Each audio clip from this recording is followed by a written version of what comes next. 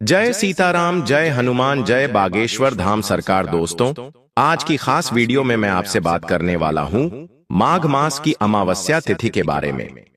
माघ मास की अमावस्या तिथि कब प्रारंभ हो रही है, कब समाप्त हो रही है पूजा का शुभ मुहूर्त, पूजा विधि और इस दिन किए जाने वाली इन विशेष कार्यों के बारे में जानेंगे। और आज के दिन किन बातों का ध्यान रखना चाहिए, किन नियमों का पालन करना चाहिए और कौन सी गलतियां हैं जो आज हमें भूल से भी नहीं करनी चाहिए।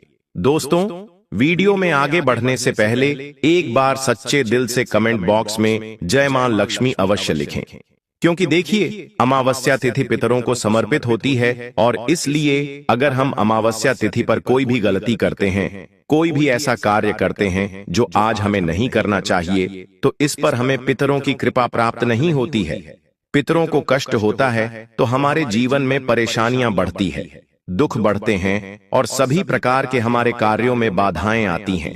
चाहे संतान प्राप्ति हो या फिर धन प्राप्ति हो या विवाह या और कोई समस्या हो, यह सभी कार्य आपके बाधित हो जाते हैं अगर पितृदोष लग जाता है या पितरों की कृपा प्राप्त नहीं होती है। इसीलिए बहुत आवश्यक होता है अमावस्या तिथि पर कुछ विशेष बातों का ध्यान रखना। और दोस्तों, साथ ही हम जानेंगे कि मौनी अमावस्या के दिन कितने समय तक, मतलब कितनी देर तक मौन रहना चाहिए, कौन से नियमों का पालन करना चाहिए और कौन से कार्य है जो आज हमें जरूर करने चाहिए और कौन से वह कार्य है जो आज हमें भूल से भी नहीं करना चाहिए, और सुहागिन महिलाओं को किन बातों का ध्यान रखना चाहिए। तो आज के इस वीडियो में हम आपके संपूर्ण जानकारी देंगे, तो आप पूरा वीडियो अवश्य देखें।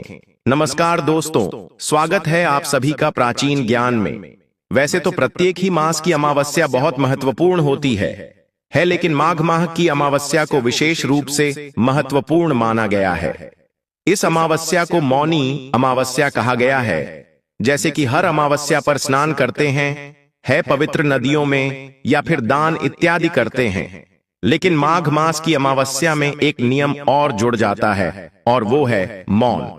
दोस्तों, मौनी अमावस्या में मौन रहा जाता है या मौन रहकर दान किया जाता है, तो इसका फल आपको कई जन्मों तक प्राप्त होता है और पितृदोष से आपको मुक्ति मिलती है। सभी प्रकार के कार्य आपके सफल होते हैं, समस्त प्रकार के पापों से आपको मुक्ति मिलती है और अनंत गुना पुण्य फलों की आपको प्राप्ति होती है।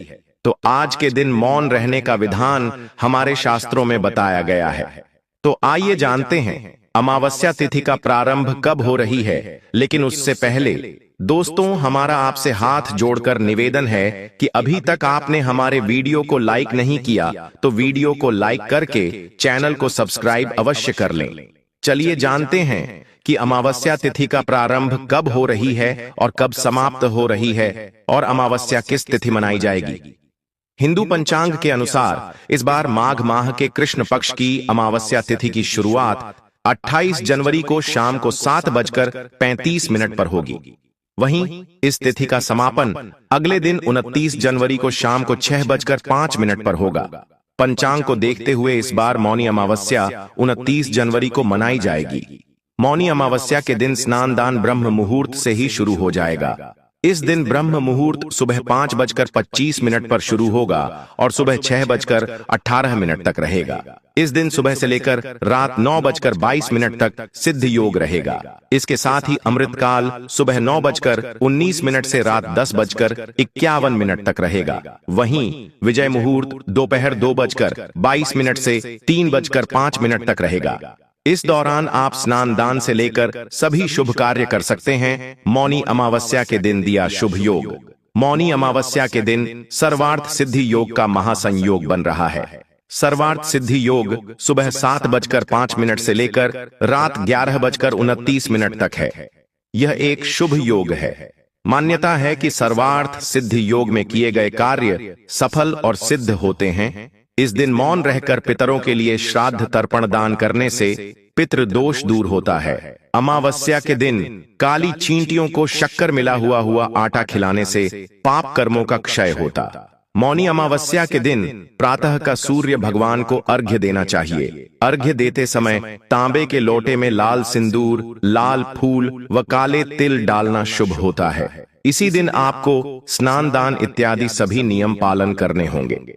दोस्तों, आज के दिन अगर आप कुछ बातों का ध्यान रखते हैं, कुछ चीजों का दान करते हैं, तो सभी प्रकार के शनि दोषों से भी मुक्ति मिलती है और किसी भी प्रकार की आर्थिक, शारीरिक या मानसिक पीड़ा से आपको परेशानी हो रही है तो आज का दिन बहुत महत्वपूर्ण है। आज के दिन उपाय कीजिए जिससे कि आपको लाभ होगा। और अब बात करते हैं कि हमें आज के दिन क्या करना चाहिए और क्या नहीं करना चाहिए। तो देखिए, अमावस्या तिथि के दिन शास्त्रों के अनुसार आज के दिन प्रातः काल जल्दी उठकर पवित्र नदियों में स्नान करना चाहिए। तो अगर आप जा सकते हैं किसी पवित्र नदी में स्नान करने तो बहुत अच्छी बात है, नहीं तो अपने घर में भी गंगा जल मिश्रित जल से स्नान कर सकते हैं। लेकिन स्नान करने से पहले घर की थोड़ी सी साफ सफाई कर लीजिए। अमावस्या तिथि पर घर की सफाई करने से घर से दरिद्रता दूर होती है, नकारात्मक ऊर्जा दूर होती है और किसी भी प्रकार का ग्रह दोष हो, वास्तु दोषों या फिर किसी की बुरी नजर लगी हो या कोई श्राप हो, बद्दुआ हो किसी की, तो समस्त प्रकार की नकारात्मक ऊर्जा से आपको मुक्ति मिल जाती है सिर्फ अमावस्या तिथि पर साफ सफाई का। सबसे पहले तो यही कार्य आपको करना है कि आज जब आप सुबह उठेंगे तो पहले घर की साफ सफाई कर लीजिए। थोड़ा बहुत जितना भी आपसे हो पाता है, जैसे कि बहुत से लोगों के प्रश्न आते हैं कि इतनी सुबह हमें घर की साफ सफाई करते हैं तो फिर स्नान करने में बहुत देर हो जाती है। तो देखिए कि आप सुबह उठकर जैसे कि घर की झाड़ू लगा लीजिए, उसके बाद घर के मुख्य द्वार को विशेष रूप से आज साफ रखना चाहिए।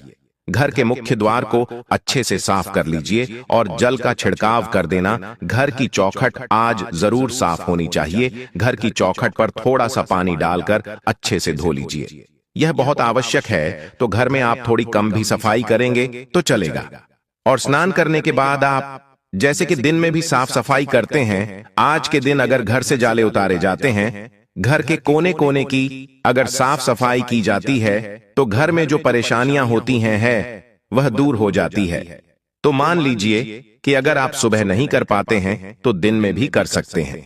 तो सुबह आपसे जितना भी हो पाता है उतनी साफ सफाई कर लीजिए, लेकिन घर के मुख्य द्वार की सफाई जरूर कीजिए। घर के मुख्य द्वार पर जल का छिड़काव होना चाहिए। आज के दिन घर की चौखट साफ जरूर होनी चाहिए, क्योंकि कहा जाता है कि आज के दिन पितृ आपके दरवाजे पर जरूर आते हैं। किसी न किसी स्वरूप में वह आपके घर आते हैं, अपने परिवारजनों के पास आते हैं। इसलिए अमावस्या तिथि को विशेष माना गया है कि पितरों के लिए, पितरों की कृपा पाने के लिए, और शास्त्रों के अनुसार चौखट पर पितरों का वास माना गया है। इसलिए चौखट हमको साफ रखने चाहिए और वहां पर स्नान करने के बाद एक दीपक अवश्य प्रज्वलित कर देना चाहिए। आज घर के मुख्य द्वार पर दीपक प्रज्वलित करने से सभी प्रकार की नकारात्मक ऊर्जा भी दूर होती है और इससे आपके पितृगण और पूर्वज प्रसन्न होते हैं, आशीर्वाद देते हैं। तो आपके घर में जो भी रुके हुए कार्य होते हैं वह पूर्ण होते हैं। इसलिए सुबह स्नान करने के बाद आप घर पर एक सरसों के तेल का दीपक प्रज्वलित कर देना चाहिए।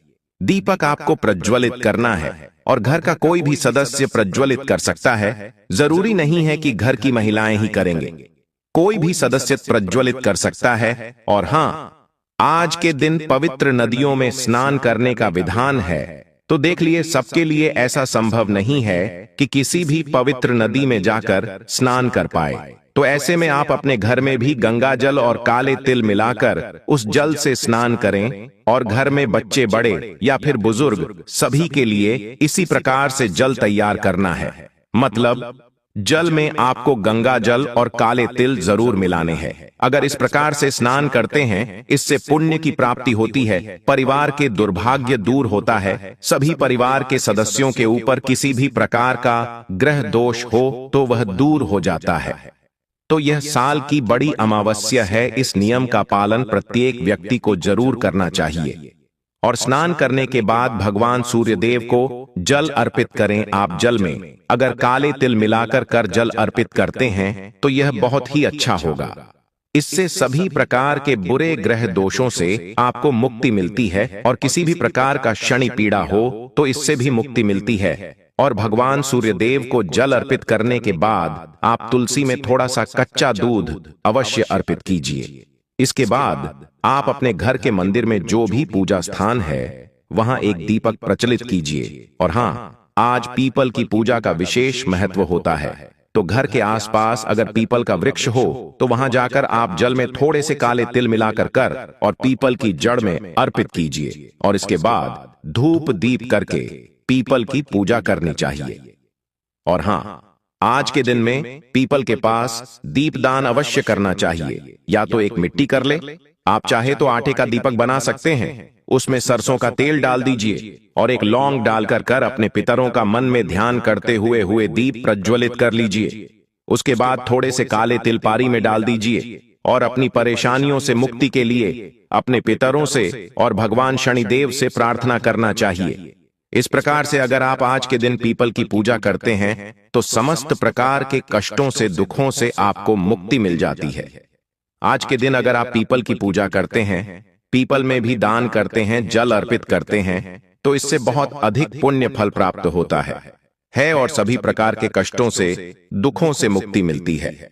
अब मान लीजिए कि आपके घर के आसपास कोई पीपल का वृक्ष न हो, तो ऐसे में क्या करें? तो देखिए, घर के आसपास कोई शनि मंदिर में भी आप जाकर थोड़ा सा तेल अर्पित कर सकते हैं, शनिदेव द्वारा दीपदान कर सकते हैं। और मान लीजिए कि आप घर के आसपास शनिदेव का मंदिर भी ना हो, पीपल का वृक्ष भी ना हुआ हो, तो ऐसे में क्या करें? तो ऐसे में आपके घर के आसपास भगवान भोलेनाथ का मंदिर तो अवश्य ही होगा, शिवालय तो हर जगह उपलब्ध होता है। तो ऐसे में अगर आपके घर के आसपास हो तो वहां जाकर भगवान भोलेनाथ के ऊपर काले तिल जल में मिलाकर अर्पित कीजिए और विधि विधान से भगवान शिव की पूजा आराधना कीजिए। वहां पर दीपदान कीजिए, तो इससे भी आपके समस्त प्रकार के जो ग्रह दोषों से मुक्ति मिल जाती है।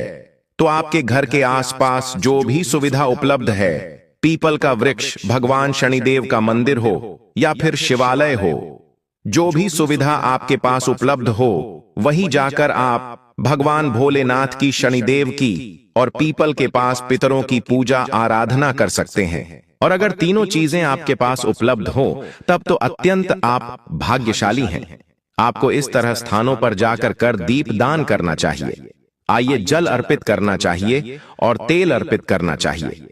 तो निश्चित ही आपके भाग्य में चमत्कारी रूप से परिवर्तन होगा और आपके सभी कार्य जो बनेंगे, तो पूरे विश्वास से ये सभी कार्य कर लीजिए, निश्चित ही आपको लाभ होगा। और हाँ, मौनी अमावस्या का सबसे जरूरी नियम होता है मौन रहकर स्नान और दान करना।